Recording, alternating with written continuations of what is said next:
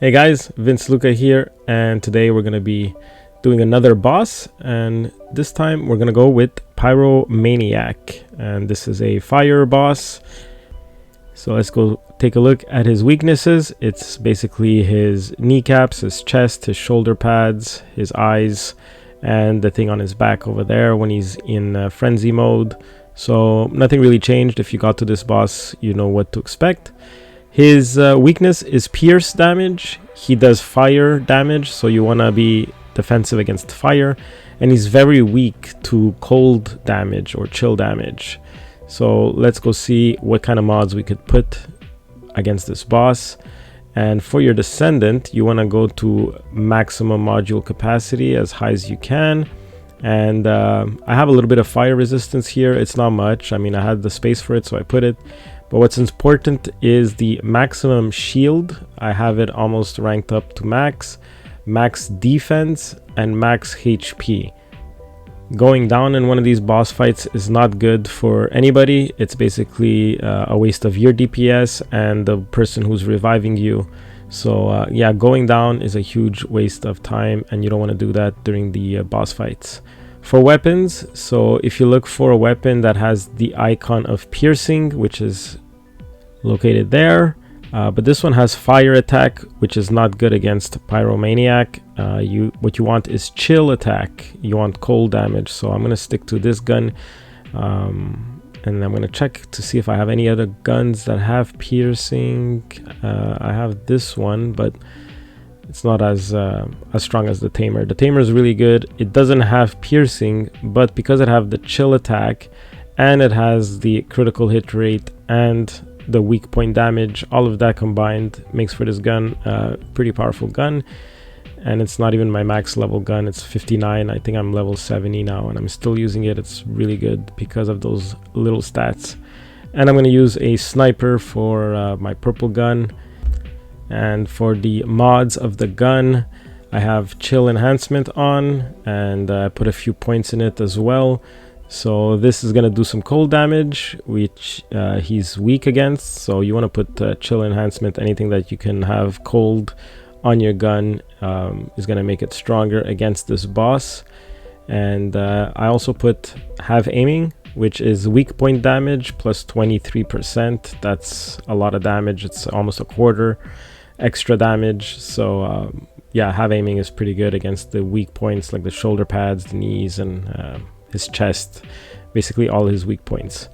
So let's go into the boss fight, and I'll give you a few tips and tricks on this guy. So we're gonna go public because I have no friends, and hopefully you get a good team.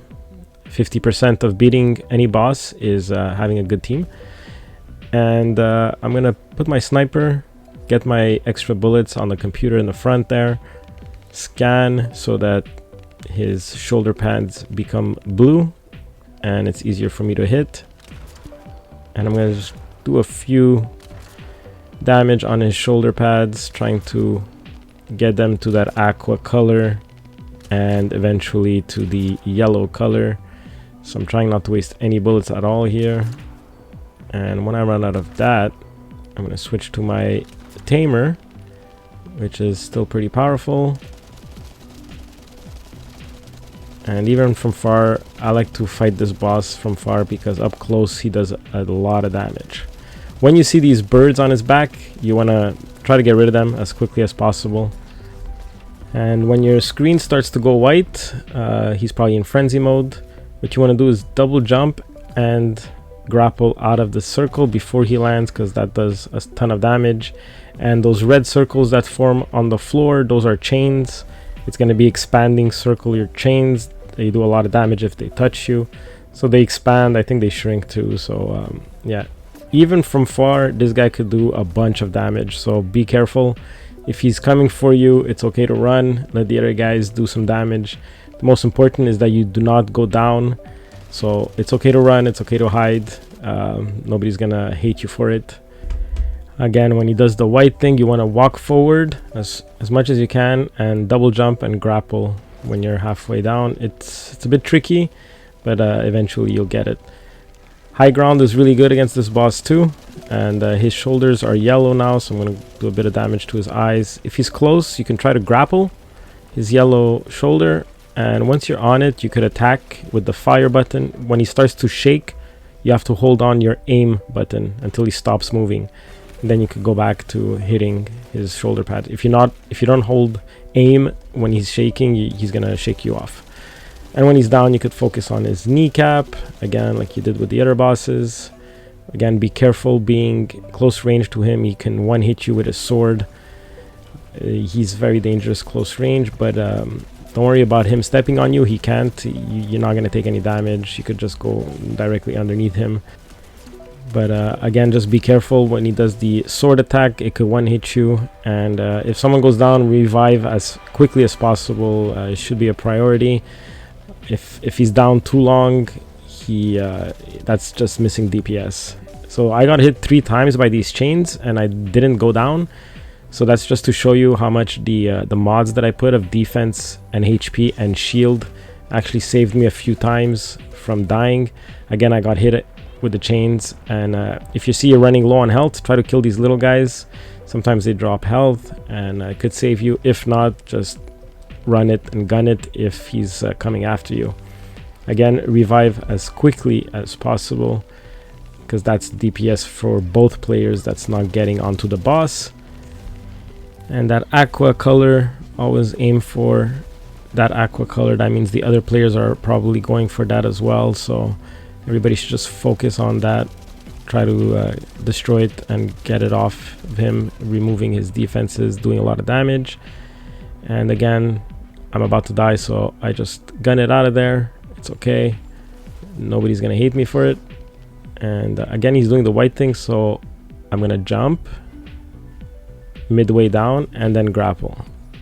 It's tricky, but eventually you'll get it, and it's the only way to get out of that circular thing and not waste your boost, so that you have it if you're using bunny. And when he's immune, you basically have to attack that tube on his back. If you see that you're attacking, you're shooting him, he's not getting any damage, it's because he's frenzied, and you have to attack that tube that's on his back. And if you are playing with friends and you are communicating, just try to stay apart from each other. When he's frenzied and he's doing those chains, it's better to have one circle around you. It's easier to jump over and not get hit by it. But when you're all grouped up, there's a bunch of chains all over the place, and it's hard to jump around and avoid them. Once he has no more shoulder pads and no more kneecaps, you can go for his chest. That's going to do a lot of damage, and eventually he's going to go down. And the water doesn't hurt me as much because of my defense and HP mod. So I suggest you really put those on. And now let's see. So you could choose, you might have 1 or 2 of these, and it's going to give you a percentage of getting some of these items. I'm probably going to try to get a piece of Enzo, 38%. It's not bad, it's a good percentage. Obviously I get him, so it's another little part to build that warframe. This player was really good, so I'm gonna give him a high 5. Hopefully he's probably gonna leave me hanging. Yeah, he left, so hanging high 5. Maybe you could like the video to make me feel a high 5, or subscribe even if you're not a subscriber. Thanks for watching, guys, and hopefully it helps. I'll see you next time.